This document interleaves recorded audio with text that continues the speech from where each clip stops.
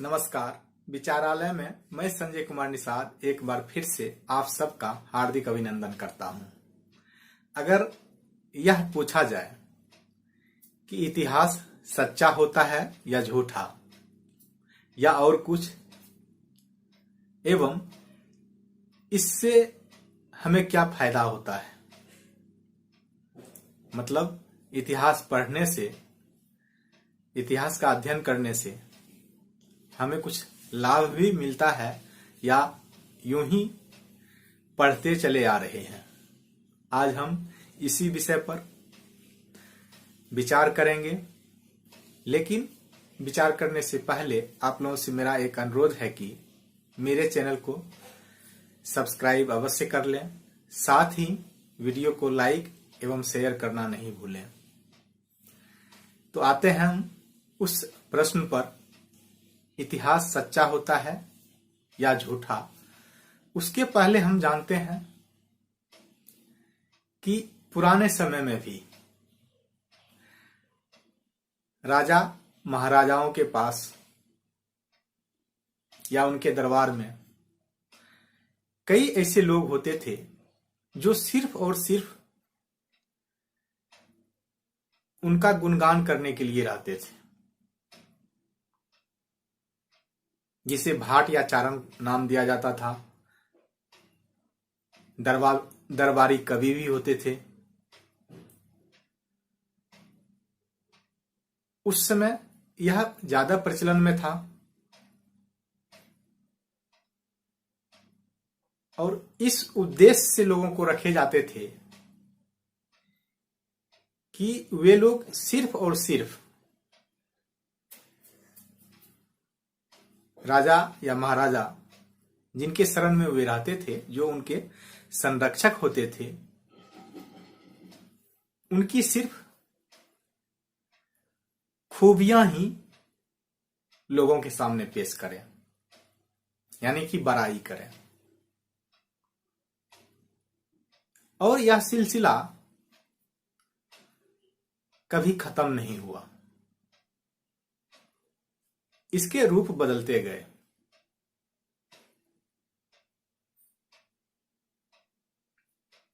आज भी वह जारी है और आने वाले समय में भी जारी रहेगी, जिसे हम साहित्यकार कहते हैं या जिसे इतिहासकार कहते हैं। साहित्यकार वे हैं जो साहित्य सृजन करते हैं और इतिहासकार वे हैं जो इतिहास लिखते हैं।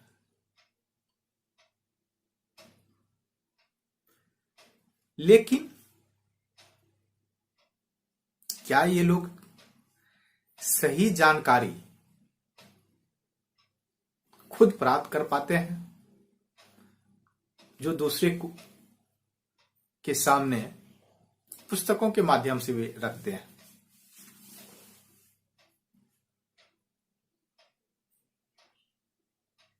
हजार साल पहले, 2000 साल पहले अगर लिखना हो पहले की घटना के बारे में, तो उस समय का साक्ष्य तो है ही नहीं कोई। जो कुछ वस्तुएं प्राप्त होती है उससे सिर्फ अनुमान लगाया जा सकता है, और अनुमान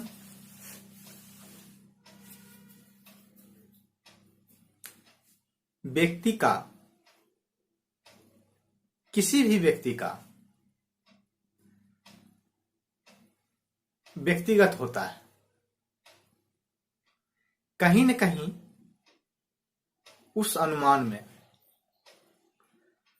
उस व्यक्ति का अपना विचार होता है,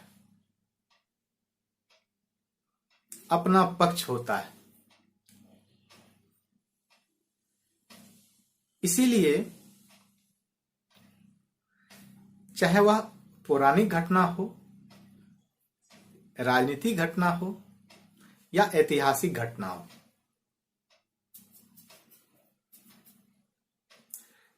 जब लिखी जाती है तो किसे नायक बनाना है और किसे खलनायक बनाना है, यह पहले तय करना पड़ता है। फिर उसी के अनुसार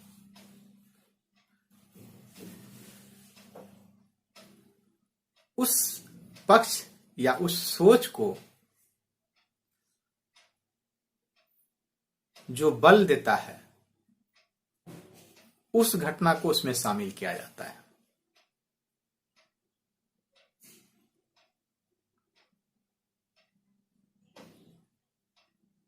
यह साहित्य में भी होता है, इतिहास में भी होता है और पौराणिक या धार्मिक घटनाओं में भी होता है। स्वतंत्र चिंतन सिर्फ नाम का है। सब लोग अपने अपने जो मत है उसको सिद्ध करने के लिए, सही साबित करने के लिए लिखते हैं, लिखते आ रहे हैं और भविष्य में लिखते भी रहेंगे। क्योंकि जो इसे पढ़ने वाले हैं या जिसे पढ़ाया जा रहा है, जब हम बच्चों को पढ़ाएंगे तो उनकी मानसिक स्थिति उसमें ऐसी भी नहीं होती है कि वे एक हद से आगे सोच सके।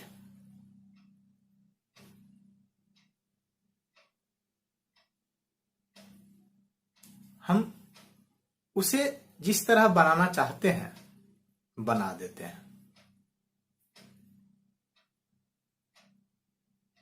जिसके खिलाफ भड़काना चाहते हैं उसके खिलाफ भड़का देते हैं।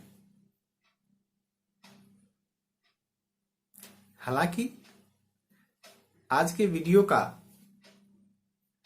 जो केंद्र बिंदु है वह कुछ और है।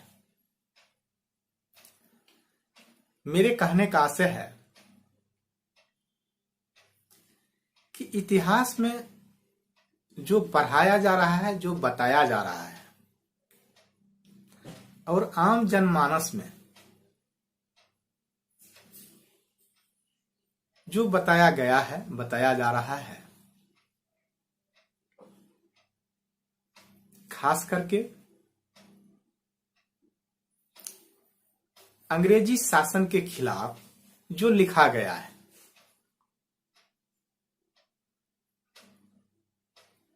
और कई माध्यमों से जो उसे चित्रित भी किया जाता है, क्या वह सच है?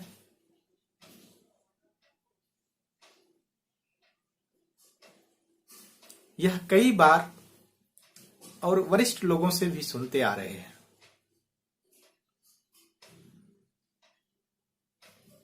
कि भारत सोने की चिड़िया हुआ करती थी, अंग्रेज लूट के चले गए।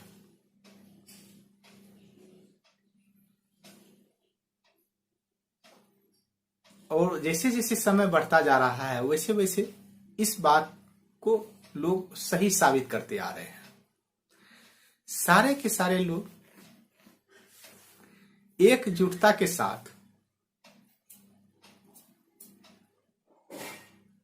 अंग्रेजी शासन के खिलाफ जो बोलना हो सकता है, जो लिखना हो सकता है या जो दिखाना हो सकता है वो दिखाते हैं। मेरा प्रश्न यही है, क्या यह सब सच है?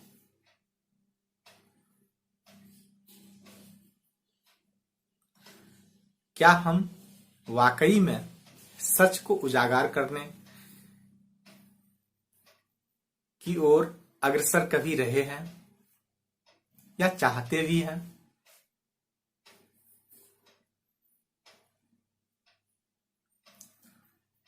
लोगों को सच बताते क्यों नहीं है?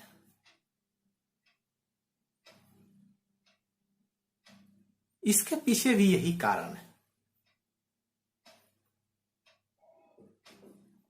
कि अगर हम लोगों को सच बता देंगे, या सच के करीब, बिल्कुल सच नहीं हो सकता है, सच के जो बिल्कुल करीब की बात है वह लोगों को पता चलेगा तो दृश्य कुछ और होगा।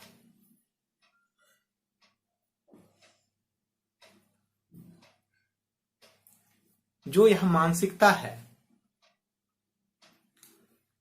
लोगों को गरीब बनाने की एवं गरीब बनाए रखने की, उस पर कहीं न कहीं कुठाराघात होगा।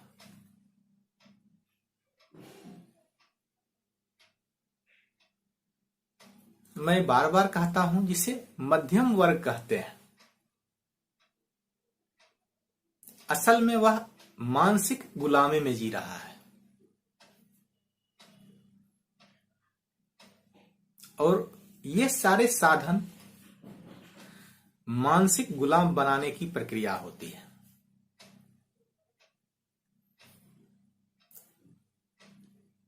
इतिहास लिखवाने के पीछे भी यही कारण होता है।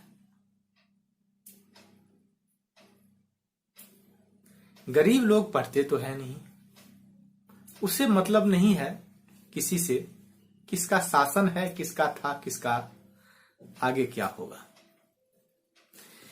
लेकिन जो मध्यम वर्ग है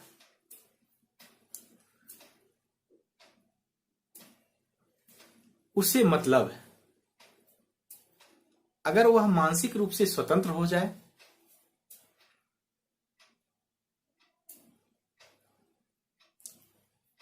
तो जो स्वार्थी तत्व होते हैं,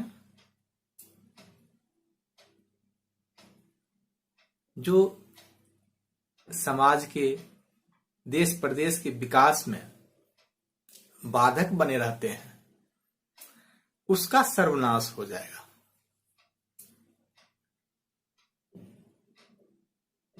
इसीलिए वे तरह तरह के हथकंडे अपनाते हैं।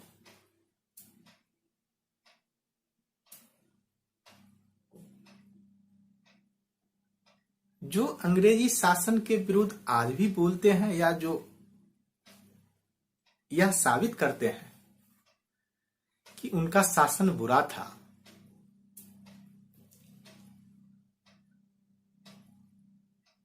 उनके खुद के जीवन का अध्ययन करें।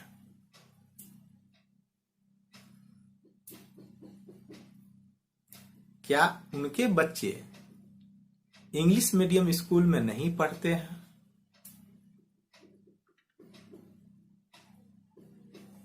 इससे और पीछे जाएं, आप आजादी के समय जाएं या उससे और पहले जाएं। जब मुगलों का आक्रमण हुआ, जब मुगलों का शासन हुआ, यहां के जो रजवाड़े थे, हो सकता है कुछ संघर्ष किए, लेकिन उसके बाद क्या हुआ? सारे के सारे रजवाड़े या राज परिवार,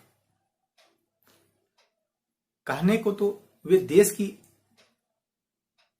रक्षा करने वाले कहे जाते हैं, रक्षक थे, लेकिन वे मुगल सल्तनत की एक एक अंग बन के रह गए। यानी उनके शासन में ये सहयोग करने लगे ताकि अप्रत्यक्ष रूप से ये लोगों पर शासन करते आ रहे।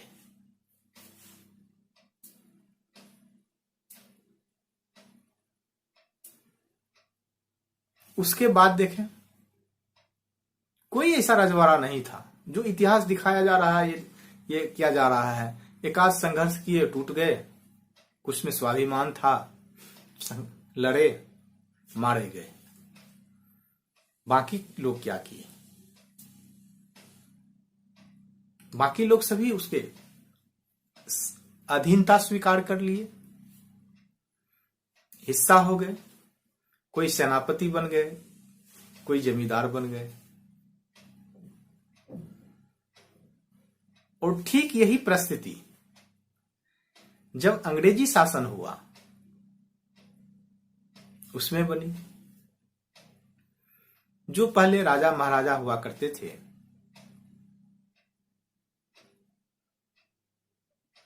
वे अंग्रेजी शासन के क्या हिस्सा नहीं बने थे?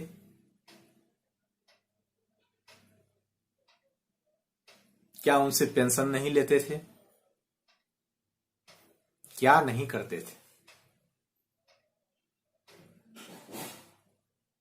बहुत कम संख्या में ऐसे लोग होंगे राज परिवार के या जो धनाढ्य लोग थे, जो अमीर थे, बहुत कम ऐसे थे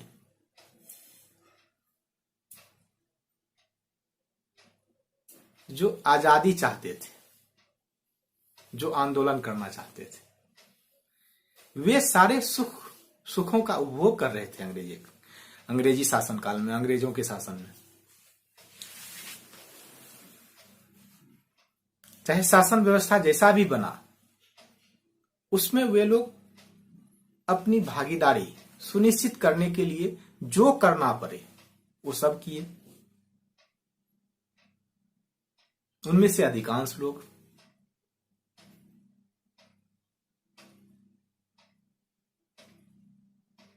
उस समय कहां उनकी स्वाभिमान थी।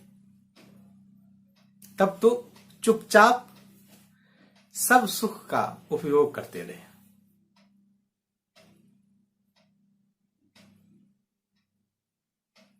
जो दृश्य दिखाया जा रहा है वह दृश्य नहीं था।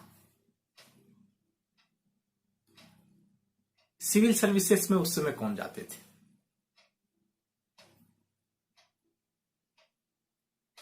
देख लें उस समय का रिकॉर्ड।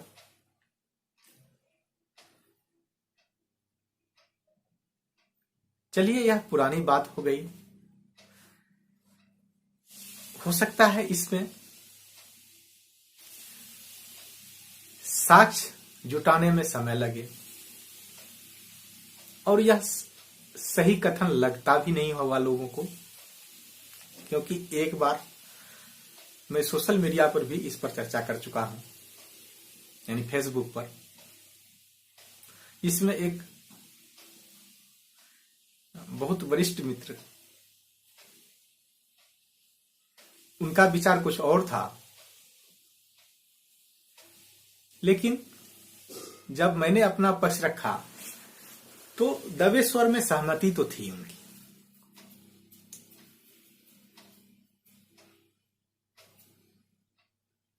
यह अलग बात है, क्योंकि अब सब कुछ का साक्ष्य देना आसान काम नहीं है। इसलिए जिसको वीर या महावीर बनाना हो, इतिहास में लिख दीजिए 100 हाथियों का बल था उसमें। बेशक कभी वो एक चूहे को भी नहीं मारा हो या मारने की क्षमता नहीं हो। अगर क्षमता होती तो पराधीनता स्वीकार क्यों करते? दूसरे के जागीरदार या जमींदार बनके या सेनापति बनके या कोई ऐसा पद लेके अपना जीवन यापन क्यों करते? यह तो अलग बात है। वह चर्चा करना उस पे भी हो सकता है विवादास्पद हो जाए, क्योंकि मेरा उद्देश्य यह नहीं है कि मैं लोगों के मन को विचलित करूं। मेरा उद्देश्य यह है कि सही चीज को समझने लायक स्थिति में लाया जाए।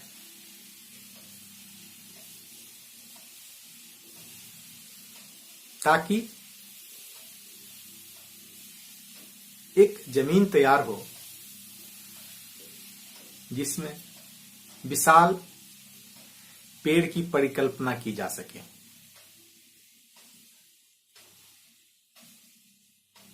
वरना जो चल रहा है वह चल ही रहा है। उससे क्या परिणाम निकलने वाला है यह हम सबको अमूमन पता होता है। लेकिन जो चर्चा कर रहे थे कि चलिए अंग्रेजों का शासनकाल को भी भूल जाए, जो वर्तमान समय है उस पर आप देखें, तब आपको लगेगा कि असल में मानसिक रूप से गुलाम बनाने के लिए जो शासक वर्ग है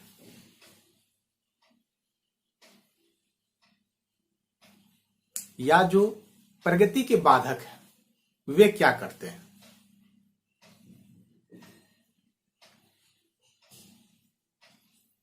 दो दल हुआ करते हैं, एक पक्ष में एक विपक्ष में। विपक्ष में हो सकता है कई दल हो, लेकिन दलों का समूह विपक्ष ही है। आप गौर से जब देखेंगे, मान लीजिए अभी बीजेपी का शासन है और इसके पिछले चुनाव या उसके पहले के चुनाव में भी कई ऐसे नेता विभिन्न दलों से आके, खास करके जो सबसे पुरानी पार्टी है कांग्रेस, उससे कई नेता आए या उसके बच्चे भी आए जो भी मंत्री बने हुए हैं, और मंत्री बन के भी रोज कांग्रेस को गाली देंगे। क्या आपको लगता है कि घर में जाके अपने पिताजी को गाली देते होंगे कि आपने देश का सत्यानाश कर दिया जब आप मंत्री थे तो, और मैं देखिए क्या तीर मार रहा हूं।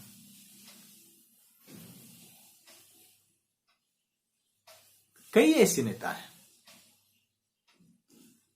जिनका पूरा खानदान कांग्रेस में था, या कई ऐसे भी हैं जो खुद कांग्रेस में थे अभी यहां हैं।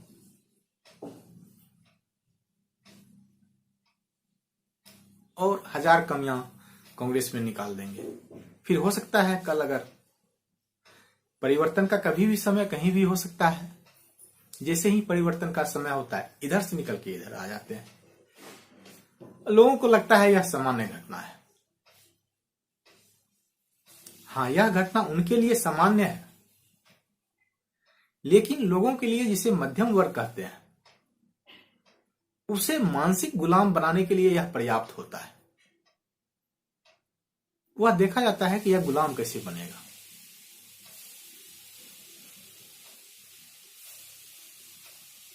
जब तक मानसिक रूप से जो कोई आजाद नहीं हो पाएगा, वह धनवान नहीं बन सकता है, वह विकास नहीं कर सकता है। और जैसे ही इन बातों में उलझेंगे, मानसिक रूप से गुलाम बनेंगे। इसलिए आप देखेंगे कि ज्यादातर देशभक्ति फिल्म आजादी के वर्षों बाद बनी है। जब देश आजाद हो चुका है, फिर देशभक्ति फिल्म बनाने की या अंग्रेजों का अत्याचार दिखाने का कोई तुक तो बनता नहीं है, कोई प्रयोजन नहीं है। अभी भी एक क्रिकेट मैच हो जाता है, टूटे फूटे खिलाड़ी से हम अंग्रेजों को हरा देते हैं, लगान माफ हो जाता है। ये सब हमारे मन पर कब्जा करने के लिए होता है, और ज्यादातर लोगों को यह पता नहीं है, इसलिए लोग बोलते भी नहीं है। इस क्षेत्र के विशेषज्ञ बहुत कम हैं। जो जान रहे हैं उसे मतलब नहीं है। अगर बता भी दें, लोग को समझ में भी नहीं, बात नहीं आएगी, लोग सुनेंगे भी नहीं। सुन भी लें तो समझ में भी नहीं आएगा। यह सच है। जो अंग्रेजों का नकारात्मक छवि हम लोग के सामने प्रस्तुत किया जाता है और किया जाता आ रहा है, उससे देश का नुकसान ही होगा, हो भी रहा है। सारा ढांचा बनाया हुआ सिर्फ और सिर्फ अंग्रेजों का ही है। जरा सोचिए, अगर वे भारत नहीं पूरे विश्व पर शासन नहीं करते तो विश्व का स्थिति आज क्या होता है। भारत में ही आप जहां देख लें, जहां अंग्रेजों का शासन नहीं रहा, सभी क्षेत्रों तक उनका पहुंच नहीं था, फिर वहां की क्या स्थिति है। वहां के लोग अभी भी कई हजार साल पहले के काल में यानी समय में जी रहे हैं।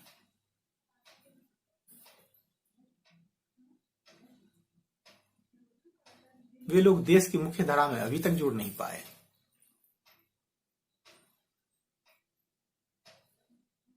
जो शिक्षा व्यवस्था है, उसके पहले शिक्षा व्यवस्था क्या थी, किसके लिए शिक्षा थी? गिने चुने घरानों के लिए, बाकी लोगों को तो अनपढ़ रखना अनिवार्य था। फिर अंग्रेजों का शासन किस एंगल से बुरा लगता है? सारे उद्योग धंधे उसी के द्वारा स्थापित किए गए थे। उसके पहले सोने की चिड़िया कैसे थी? उद्योग धंधे तो बाद में आए। अब यही बात समझ में नहीं आता है। हाँ, ज्यादातर लोगों को समझ में यह बात आती है, जो समझदार लोग अपने आप को मानते हैं, और वही इस बीच के परेशानी में पिसा भी रहे हैं।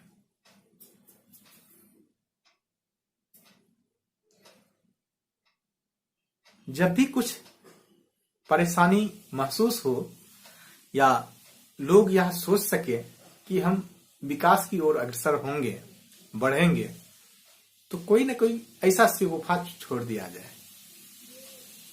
वर्तमान शासन काल का सिर्फ ऐसा नहीं है, ऐसी बात नहीं है, यह आजादी के बाद से ही है। लोग तो वही हैं, लोग बदली थोड़े हैं। नाम बदल देने से काम नहीं बदल जाता है।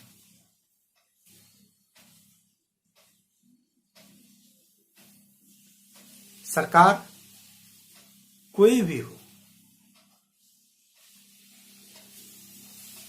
अमूमन कार्य प्रणाली एक जैसा ही होता है, क्योंकि वे लोग पहले तो वे लोग ही थे, अभी भी है। हो सकता है रूप बदल जाए या पीढ़ी बदल जाए, और जो नए लोग उसमें प्रवेश करते हैं किसी भी द्वार से, वे लोग भी उसी तरह के बन भी जाते हैं, क्योंकि उनकी भी मजबूरी हो जाती है। उनकी मजबूरी यह है कि यह जो मध्यम वर्ग है उसको संभालना कैसे है, उसको गुलाम कैसे बनाना है। काम तो वही करेंगे, और गुलाम बनाने के लिए सारे प्रायोजन किए जाते हैं,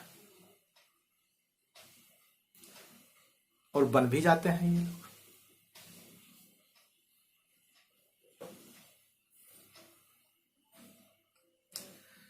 इतिहास से बने, ऐतिहासिक घटना को उजागर करें, उससे बन जाए, नहीं तो धार्मिक। इससे भी काम नहीं चले तो छोटे स्तर पर भी कर दिया जाए।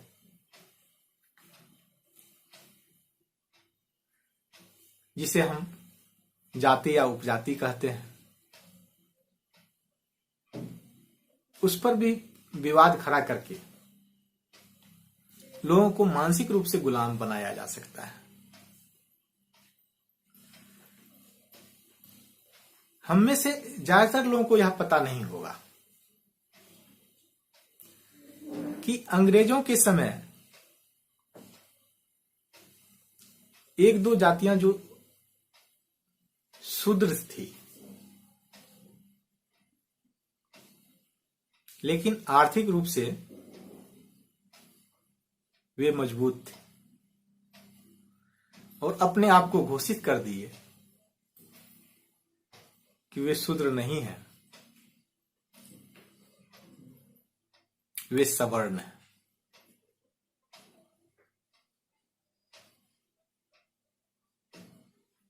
जबकि अंग्रेजों के शासनकाल में वे शूद्र जातियां थी।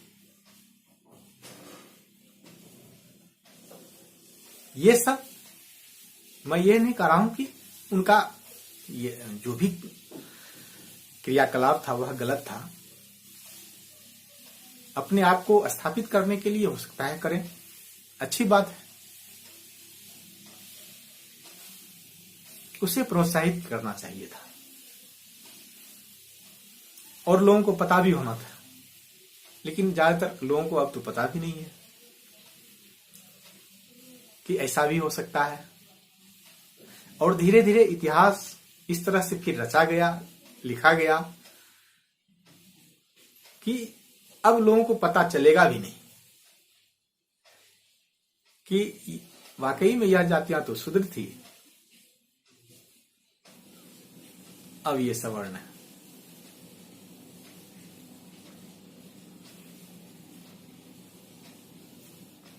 जो कहने का तात्पर्य है कि जब हम चीजों को उसके वास्तविक रूप में देख नहीं पाएंगे और देखना चाहेंगे नहीं, तब तक हम मानसिक रूप से गुलाम बने रहेंगे। चाहे देश या दुनिया कितना भी प्रगति कर ले, यहां का जो समाज है वह विविधताओं भरा तो है ही, एक विचित्र भी है।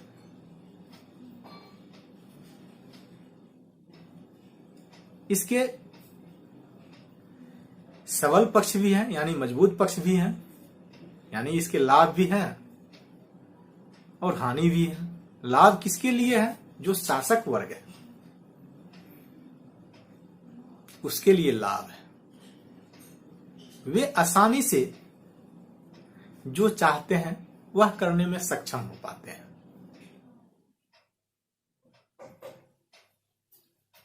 वरना गरीब से गरीब देश में भी इतनी आसानी से लोगों को दिग्भ्रमित नहीं किया जा सकता है।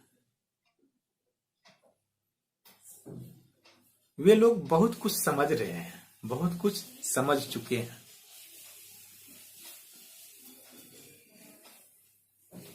एक वीडियो में मैं जिक्र किया था बांग्लादेश का,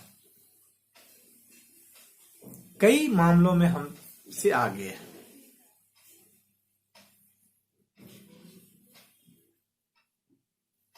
लेकिन हम सब बार बार अपने आप को यही घोषित कर रहे हैं कि हम तो बेहतर हैं। हाँ, बेहतर हैं और यह साबित करते हैं कि हम पाकिस्तान से बेहतर हैं। हम यह साबित नहीं कर पा रहे हैं कि बांग्लादेश से बेहतर है। और हो सकता है कि मीडिया वाले या सरकार के जो तंत्र हैं वे अगर घोषणा कर दे कि हम जापान से भी आगे हैं, तो ज्यादातर हमारा जो मध्यम वर्ग है वे कहेगा हाँ हम आगे हैं। किस मामले में? हमारी संस्कृति अतुलनीय है, विश्व में सबसे बेहतर संस्कृति है जो कभी रही नहीं। मैं तो यही मानता हूं कि संस्कृति जिसे कहते हैं, संस्कृति तो मुझे तो नहीं लगता ऐसा कोई कि संस्कृति रहा हो।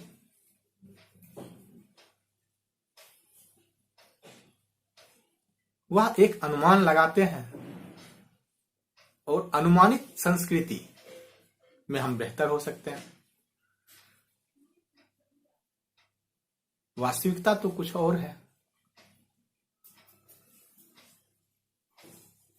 देश 1-2% लोगों के लिए नहीं है, या 1-2% लोगों से ही मिलकर नहीं बना होता है, उसके अलावे भी लोग हैं। जिस चीज का अगर वे हिस्सा नहीं है, बाकी 98% लोग हिस्सा नहीं है, वह सर्वमान्य नहीं हो सकता है। सिर्फ 2% जिसे मान रहे हैं, उसे देश का हिस्सा नहीं माना जा सकता है, नहीं माना जाना चाहिए था। लेकिन जब हमारे पास कुछ और विकल्प नहीं हो, तो फिर क्या कर सकते हैं।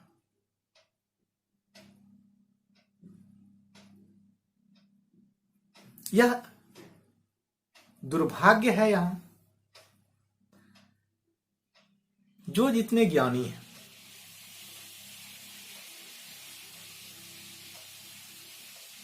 जो मानसिक रूप से, दिमागी रूप से जितना तेज है,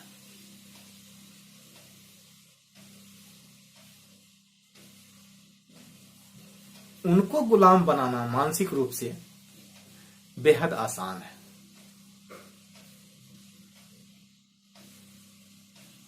अमूमन लोग यही कहते हैं कि मूर्ख लोगों को गुलाम बनाया जा सकता है आसानी से। लोगों का मानना भी यही होता है। मूर्ख लोगों को आसानी से गुलाम बनाया जा सकता है, लेकिन शारीरिक रूप से। मूर्ख लोगों को मानसिक रूप से गुलाम बनाना थोड़ा मुश्किल काम है।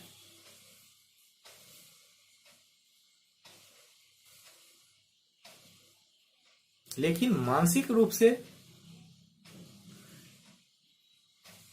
गुलाम बनाना आसान काम है शिक्षित वर्ग को।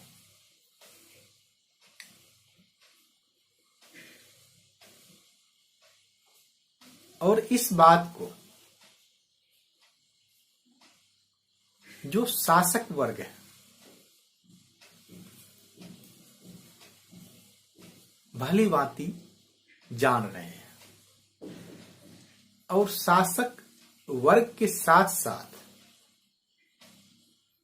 जो उद्योगपति होते हैं, जो व्यापारी होते हैं, ये उसके अनुषंगी संस्था है, उसके साथ साथ चलने वाली। इसे आप अलग ना समझें। जिस भी क्षेत्र में व्यापार हो रहा है, वे सरकार का एक अंग है। मध्यम वर्ग इसे नहीं समझते, चाहे वह फिल्म उद्योग क्यों ना हो, सरकार का अंग है वह।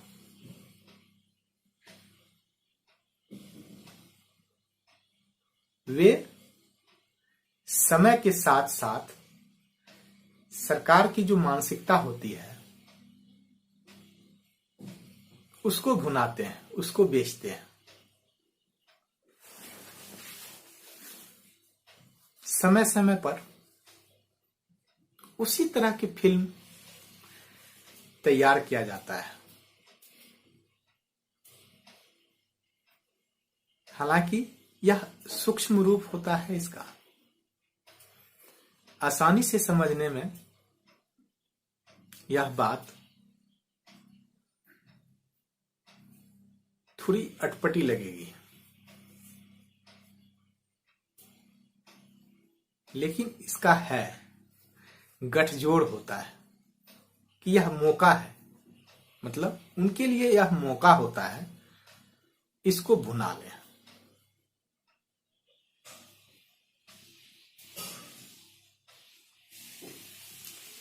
अभी देख रहे होंगे कई ऐसे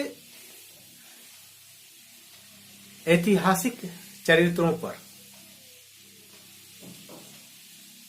फिल्म उद्योग वाले फिल्म बना रहे हैं और उसको ऐसे दिखा रहे हैं जैसे बहुत शक्तिशाली हो, हो सकता है शक्तिशाली रहे हो, लेकिन परिणाम क्या हुआ? देश तो गुलाम ही रहा।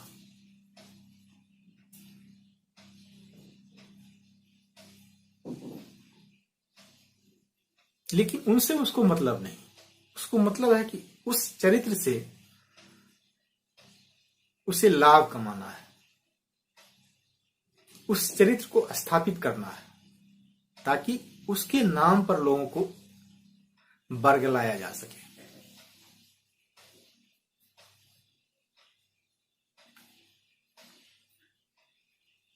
ऐतिहासिक चरित्र को एक को ऊपर कर देंगे, दूसरे को मतलब एक को नायक बना देंगे तो दूसरे को खलनायक बनाना ही पड़ेगा।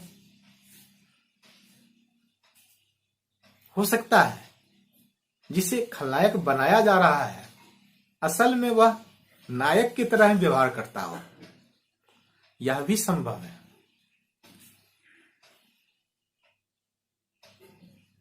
और कई बार ऐसा ही हुआ था।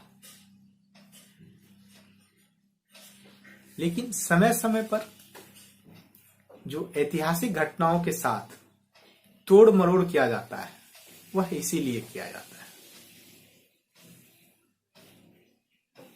इसके पीछे मकसद भी यही रहता है, जो मध्यम वर्ग है वह इमोशनल बना रहे,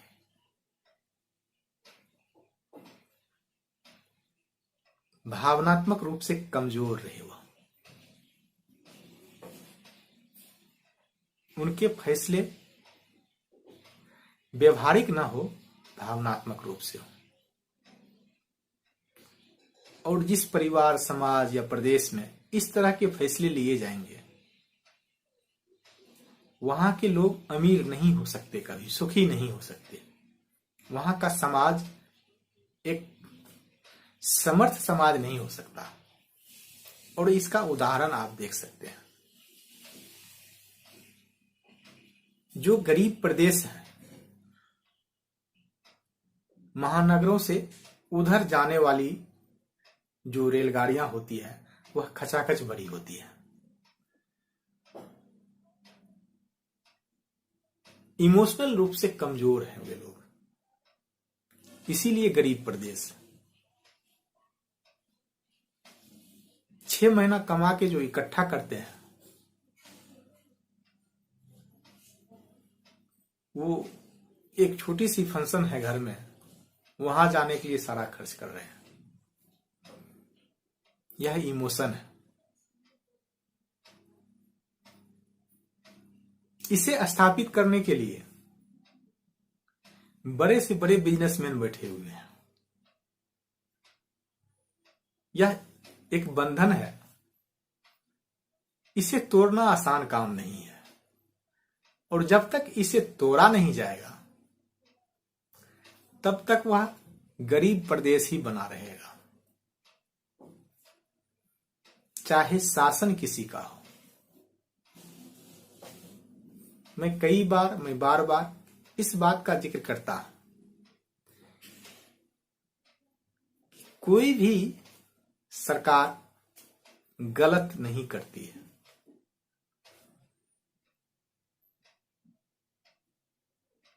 वह बिल्कुल सही निर्णय लेती है, क्योंकि वही निर्णय लोगों को चाहिए।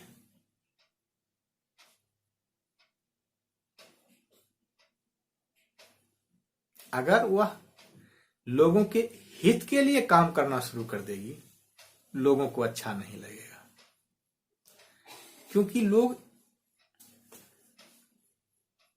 भावनात्मक रूप से कमजोर हो चुके हैं।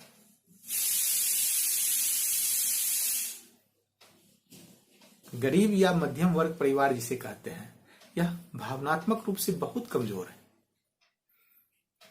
इसे आसानी से ठगा जा सकता है, लेकिन जैसे ही इसे सही राह बताएंगे बिदक जाएंगे, भाग जाएंगे, विरोध में खड़े हो जाएंगे।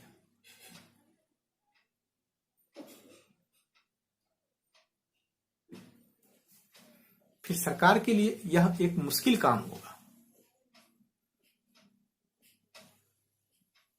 कई बार ऐसा हुआ भी है कि जिसे हम शक्तिशाली मुख्यमंत्री समझते थे, खाता भी नहीं खुला।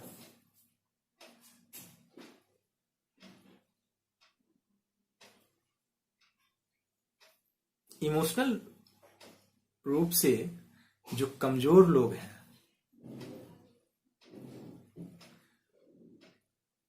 उनका निर्णय, उनका क्रियाकलाप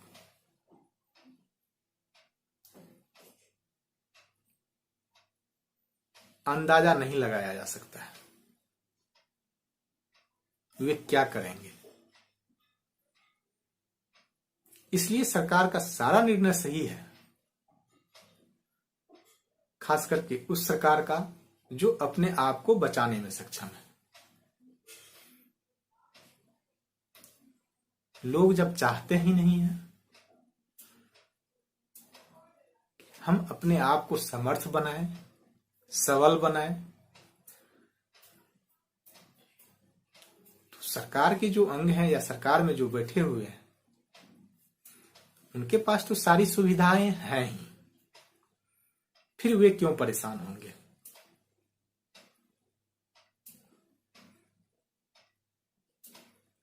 उनको परेशान होने की कोई आवश्यकता नहीं है।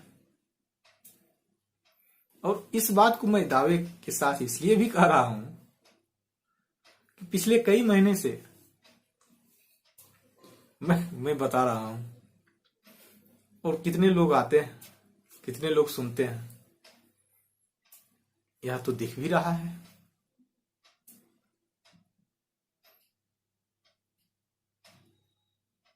मुझे नहीं लगता है कि बहुत से लोग पूरी वीडियो को देखते सुनते हैं।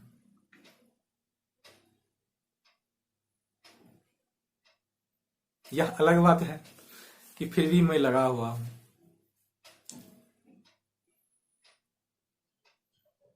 हो सकता है मेरा भी उद्देश्य कुछ और हो,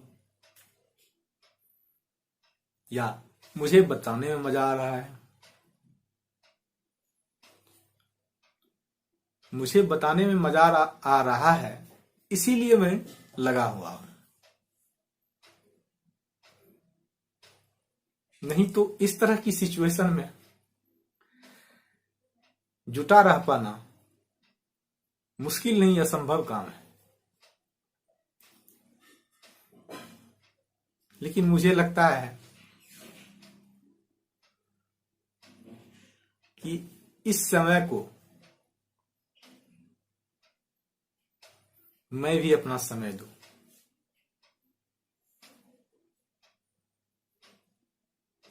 ताकि आज न कल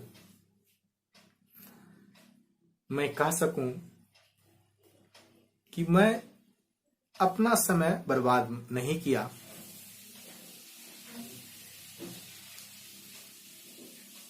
और मेरे पास जो जानकारी थी, जो समझ थी,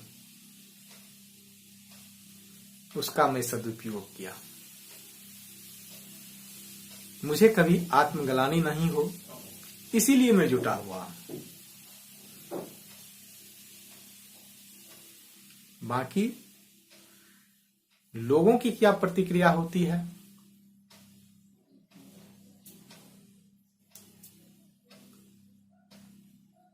मैं कभी इस पर ध्यान नहीं देता हूं।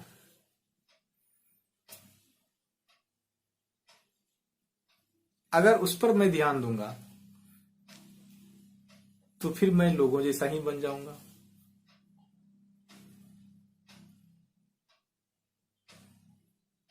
फिर इन चीजों को समझने लायक, जानने लायक हमारे पास भी मन नहीं होगा, हमारे पास भी दिमाग नहीं हो पाएगा। मतलब वह मन या दिमाग सक्षम नहीं हो पाएगा। मैं इसीलिए लगा हुआ हूं। मैं अपेक्षा करता हूं उन लोगों से जो समझ पाने में, समझ सकने में सक्षम बन सकते हैं, वे बने। अब बहुत समय बीत चुका है और इसी तरह के माहौल को और बढ़ाना,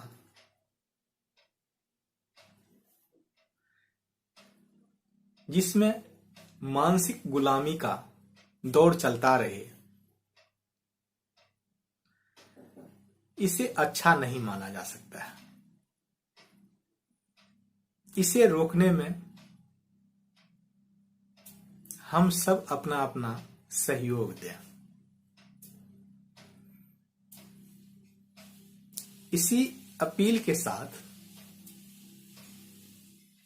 आज का यह वीडियो मैं समाप्त करता हूं। यहां तक सुनने के लिए, यहां तक साथ देने के लिए आप सबों का बहुत बहुत धन्यवाद, धन्यवाद, धन्यवाद।